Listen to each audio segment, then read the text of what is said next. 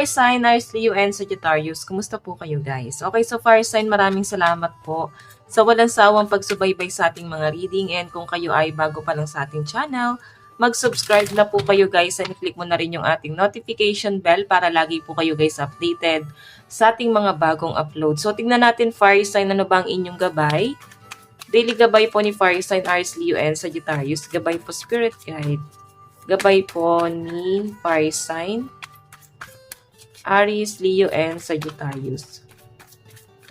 So guys, meron tayong The Dreamer. Okay.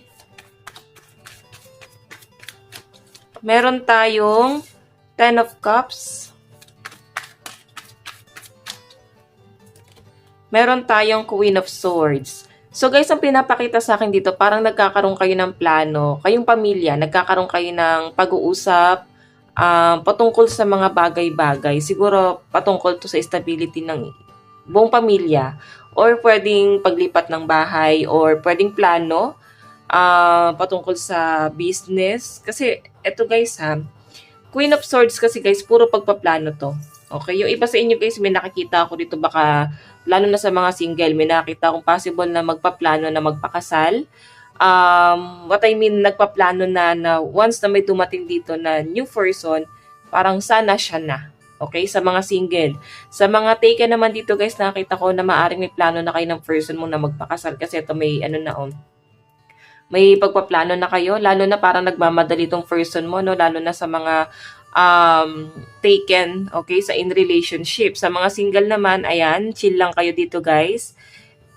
Sa nakikita ko, parang sa taong 2024, parang meron ka daw makikilala dito na someone na gusto kang mapangasawa na. O gusto na niya na ng pangmatagalan guys. Ayaw na niya nung parang makikipaglaro lang. Okay? So, I think nakikita niya sa iyo yung stability. So, fire sign, tignan natin. Ayan. Okay, fire sign, Aries, Leo, and Sagittarius. Maganda naman to guys. Yung iba naman dito na parang plano mo lang to patungkol sa mga magulang mo, sa kapatid mo, sa anak mo, lalo na sa mga single mom, single dad. May nakikita kung marami kang paplanuhin dito. Okay, stability para sa pamilya mo. Ano tong The Dreamer? Ano po ang The Dreamer?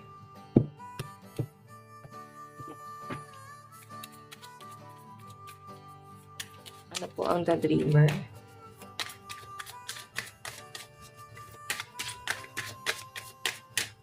So, meron po tayong The Emperor. Meron tayong Queen of Swords. Okay. So, sa pinapakita sa akin dito, fire sign, mukhang maraming lumalapit sa inyo. Marami din nakatingin sa inyo. Kung makikita mo Queen of Swords ka na, tapos yung mga taong nakadikit sa'yo, The Emperor, so maaaring meron ditong controlling na tao na lumalapit sa buhay mo. Ten of Pentacles, controlling siya, pero ikaw kasi ang gusto mo dito, or ginagawa mo, or pwedeng nagpapakontrol ka kasi iniisip mo yung buong pamilya nyo, or iniisip mo na para to sa makakabuti sa pamilya mo. Kasi may nabibenefits ka rin ata dito, fire sign, sa taong to. Or pwedeng yung iba sa inyo, tinalikuran mo na siya, pero maaaring naiisip mo pa rin siya na sandalan kasi siya pa rin yung pwedeng tumulong sa inyo sa financial. Okay, ayan, Ten of Pentacles. So, tingnan natin guys. Mahirap lang to guys. Mahirap lang yung pagde-decide sa side mo kasi walang love dito. Person to na maaaring ginagamit mo lang yung utak mo, fire sign. Okay? Ayan. May nakikita ko dito, fire sign, na energy na parang medyo nagiging strict ka pagdating sa usaping pamilya. Meron ka lang kasing pinaninindigan dito. So, parang napapansin mo yung sarili mo na sa inyo, nagiging mainitin ang ulo mo. I think, nagiging spoiled brat. Ganun yung energy. Siguro, pakinggan natin ang opinion ng ibang tao. Baka naman kasi fire sign dahil gusto lang nating makitang tama tayo, hindi natin nakakitang tama rin pala sila. Okay? So, tingnan natin guys, ano naman tong Ten of Cups. Ten of Cups. Ten of Cups.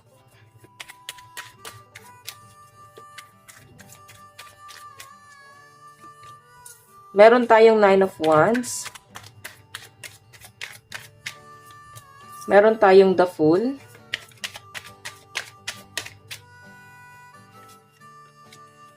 Okay. So, ito guys, may mga broken family rito. Or nafe-feel mo, meron ka sigurong tinitignan na isang tao na parang nauwi na sa broken family yung sitwasyon niya.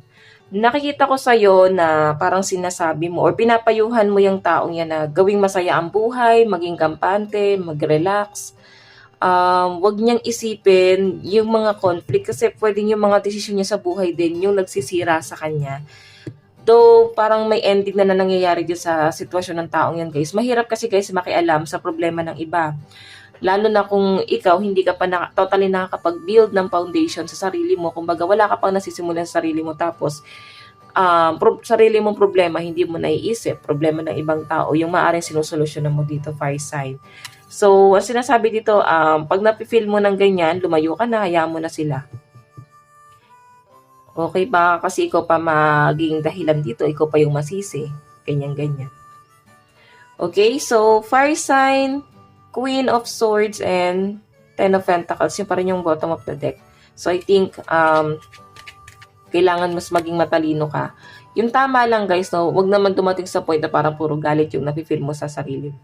Okay, napapansin mo na may gusto kang baguhin sa sarili mo, siguro yung pagiging mainitin ng ulo, gusto mo nang baguhin yung gusto mo na lang maging kalmado rito. Okay, so tingnan natin ano tong Queen of Swords. Meron tayong the Chariot.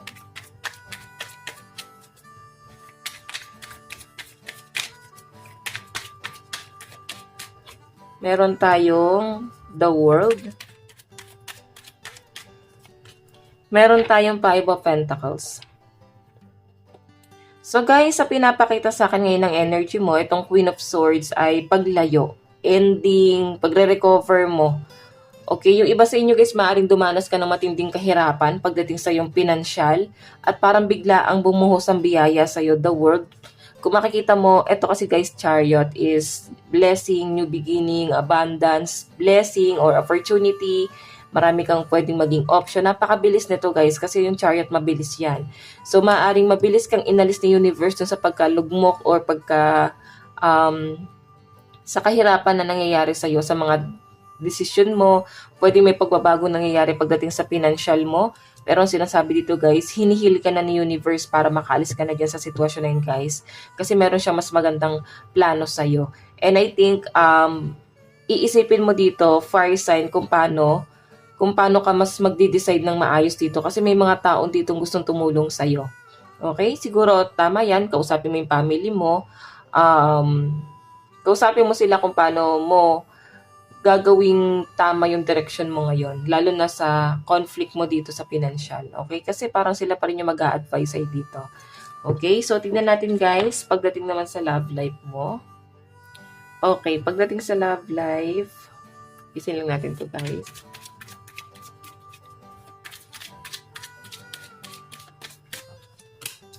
Okay, so baka Aries and Taurus tong person mo. Ayan, Aries and Taurus. Tignan natin guys, pagdating sa love life mo. So, meron tayong the Hanged. Ang cute naman ng pusa dito, no? Yung pagkahang niya rito. So, the Hanged. So, I think yung iba sa inyo, ano pa rin, sobrang relax pa rin ng energy nyo ng person mo. So, I think meron kayo pinagdadaanan ng person mo na conflict ngayon. Okay? Ang maganda rito, fire sign, wino-workout nyo naman to. Okay, tignan natin. Sa love life mo, meron tayong 5 of Wands. Meron tayong Knight of Pentacles. Meron tayong Pisces. Baka Pisces yung person mo.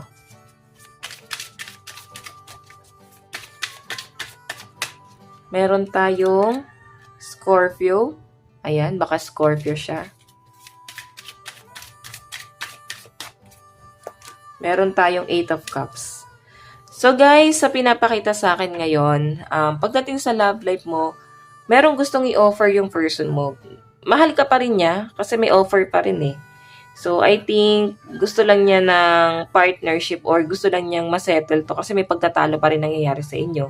Hindi pa rin malinaw, di pa rin maayos, or kung ikaw ay single, nandun ka pa rin sa point na hoping ka pa rin na itong person na to ay makipag-reconcile sa inyo kasi nakastuck ka rito. Okay? Yung iba sa inyo, akala mo naka-recover ka na or naka-move on ka na, pero yung totoo, hindi ka pa totally naka-move on dito sa taong to. Kasi, hindi mo tinatanggap sa sarili mo fire sign. Ayun o, nakahang yung energy mo. Okay? Or kung hindi man ikaw to, pwede yung person mo. Hindi niya matanggap sa sarili niya na hindi pa siya nakaka-move on sa inyo. Okay, so tignan natin fire sign. Love advice. Meron tayong moment. So, I think may pagkikita sa inyo ng person mo. Enlightenment. Ayan. So, parang sa muling pagkikita niyo ng person mo, guys, meron siyang marirealize dito. Yan. So, tignan natin ano pa ang inyong advice. Meron tayong first quarter. It is time to commit. So, okay. So, ayan. Kagaya ng sabi ko kanina, guys, yung iba rito para bang once na may pumasok sa buhay mo, parang i-sure mo na siya na talaga yung gusto mo mapangasawa. Ayaw mo nang parang makikipaglaro ka lang na naman dito. So, ayan no, ready na makipag-commit yung iba sa inyo. Tignan natin, advice, meron tayong yes, just go for it. So, yun din ang sinasabi ng mga gabay mo. I-force mo na yan. Baka kasi yung iba sa inyo, may edad na. Hindi naman daw dapat guys, pinipressure yung sarili natin. Kung hindi mo pa-feel sa sarili mo na hindi ka pa ready, wag mo i-pressure yung sarili mo. Okay? Just go with the flow lang muna. So guys, ito lang naman po yung reading hanggang sa muli. God bless and love you all. Thank you!